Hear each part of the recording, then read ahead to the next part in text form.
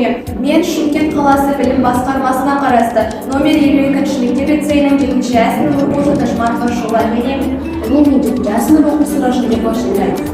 Баршаңыздың 14-ші ақпан кітап сыйлау мерекесіне шын жүректен құттықтаймыз. Осыған орай мен Абай Құнанбайұлының қара сөздер мен өлеңдері жинақталған кітапшаны оқыдым.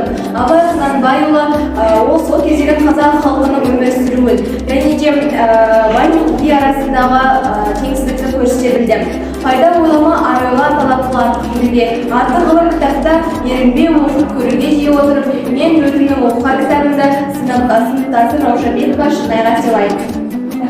Мен саған Абай Құнан кітапты сыйлауым келеді. Бұл кітапта сен Абылайхан, яғни біздің көрнекті ханымыз Абылайхан жайлы көп нәрсе білім мен саяси болашақ оқи аласың. Бұл кітапта Абылайхан туралы көп мәліметтер және де оқу келісі жинақ жазылған.